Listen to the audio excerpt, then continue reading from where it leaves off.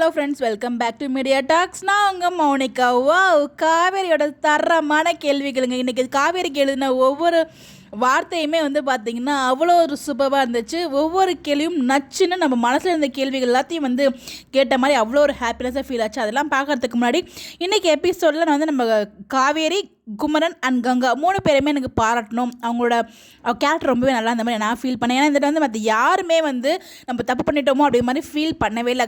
நம்ம கங்கா மட்டும் தான் பார்த்திங்கன்னா அவங்க 2 பேரும் எடுக்க வேண்டிய முடிவை நம்ம எடுத்துக்கிறோமோ, அவங்க 2 பேரும் வேறு பாதையில் போகிறாங்க, நம்ம வேறு பாதையில் முடிவு எடுக்கிறோமோ, அதாவது அவங்க 2 பேரும் சேரணும்னு நினைக்கிறாங்க, அவங்க நம்ம தான் பிரிக்கிறோமோ அப்படிங்கிற ஒரு தாட்டில் யோசிக்கிறாங்க. ரொம்ப குழப்பத்தில் இருந்துகிட்டு இருக்காங்க.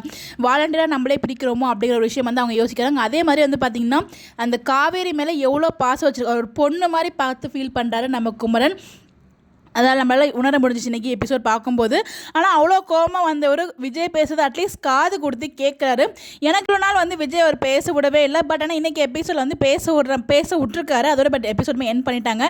நாளை ப்ரிவியூவில் பார்த்தீங்கன்னா அந்த யமுனாவை என்ன தான் பண்ணுறதுனே தெரியல. அவ்வளோ கோவம் வருது அதை பார்த்தா. அவங்க 2 பேரும் ஏதோ ஜஸ்ட் சிம்பிளாக தான் பேசியிருப்பாங்க, ஏதாச்சும் கேஷுவலாக. இப்போ காவேரியும் விஜயும் பிரிஞ்சதுக்கு காரணம் நம்மளும் ஒரு குற்றம், அவருக்கும் அந்த குற்ற உணர்ச்சி இருக்குது. மேபி அதை பற்றி கூட பேசியிருக்கலாம். ஆனால் அதை தப்பாக புரிஞ்சுட்டு இருக்காங்க. அதை அவங்க அம்மாவும் பார்த்துட்டு இருக்க மாதிரி காமிச்சிருக்காங்க. இல்லைன்னா ஒரு விஷயம் அப்படின்னு பார்த்தீங்கன்னா, காவேரி இது யார் பேசினாலும் நான் அக்செப்ட் பண்ணியிருப்பேன். உன் கல்யாணத்துக்காக எவ்வளோ கஷ்டப்பட்டாருன்னு, அதுவும் நீ கஷ்டப்படுற நினச்சி நீ கஷ்டப்படுறத பார்த்து நான் ஃபீல் பண்ணுறேன்ட்டு, நான் ஃபீல் பண்ணக்கூடாது அப்படின்றதுக்காக அந்த கல்யாணத்தை எவ்வளோ கஷ்டப்பட்டு நடத்தினாருன்னு உனக்கு தெரியும். அது எல்லாத்தையும் நீ மறந்துட்டு பேசுகிறீ அப்படிங்கும்போது ரொம்ப கேவலமான ஒரு கொஸ்டின் கேட்பாங்க. அதுக்கு சும்மா வேறு லெவலில் பதில் சொல்லியிருப்பாங்க.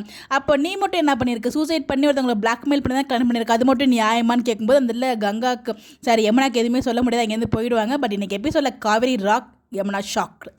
அப்புறம் நம்ம விஜய் கால் பண்ணுறாரு, அவங்க அம்மா பிளாக்ல போட சொல்கிறாங்க. எவ்வளோ கொழுப்பு இருக்கும் அவங்க அம்மாவுக்கு. ஆனால் அதில் நம்ம காவேரி பார்த்திங்கன்னா நீ பேசுகிறதான்னு சொல்லியிருக்கேன், நான் பேசாமல் இருக்கேன், அவ்வளோதான், நல்லா பிளாக்லாம் பண்ண முடியாது அப்படிங்கிற மாதிரி ஃபோனை கொடுத்துட்டு அவங்க போயிடுறாங்க. பட் இருந்தாலும் ரொம்ப டார்ச்சர் பண்ணுறாங்களோ காவேரி அப்படிங்கிற மாதிரி எனக்கு ஒரு ஃபீல் ஆகுது. எப்படா நம்ம விஜய் காவேரி 2 பேரும் பக்கத்து வீட்டுக்கு போவாங்கன்னு ஃபீல் ஆகுதுங்க. ஸோ எனக்கு தெரிஞ்ச அடுத்த வாரம் தான் அதுக்கான ப்ரோமோ நம்ம எதிர்பார்க்கலாம் நான் நினைக்கிறேன்.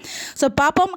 பிடிஎஸ்மே ஷேர் ஆயிருந்துச்சு. இன்றைக்கி எபிசோட் பார்த்தீங்கன்னா ஒரு ஹவுஸ் ஓனருமே காமிச்சிருந்தாங்க. அவர் நிறைய எபிசோட் நிறைய சீரியல் வந்திருக்காரு. மேபி அவர் கண்டினியூஸாக சீரியல் வரதுக்கு நிறைய பாசிபிள் இருக்குது. பெயிண்ட் அடிக்கிறதுக்கு ஆள்னு சொல்லும்போது நானே பெயிண்ட் அடிக்கிறேன் அப்படிங்கிற மாதிரி சொல்கிறாங்க. அதாவது நேற்று ஒரு பிடிஎஸ் நான் ஷேர் பண்ணியிருந்தேன் இல்லையா, அது பெயிண்ட் அடிக்கிறதுக்கான பிடிஎஸாக தான் இருக்கும்னு நினைக்கிறேன். இந்த பிடிஎஸ் வீடியோலையுமே நம்ம இவர் இருக்கார், ஸ்ரீனி ப்ரோ இருக்காரு. ஸோ அப்படிங்கிறப்போ இன்னும் கன்ஃபார்ம் ஆகுது அங்கே விஜயும் இருக்காரு அப்படின்னு சொல்லிட்டு. ஸோ பார்ப்போம். உங்களுடைய கருத்துக்கள் நீங்கள் எபிசோட் பார்த்தீங்களா, எப்படி ஃபீல் பண்ணீங்கன்னு சொல்லி உங்களுடைய கருத்துக்களை மறக்காம கமெண்ட்டில் சொல்லுங்கள். Bye bye.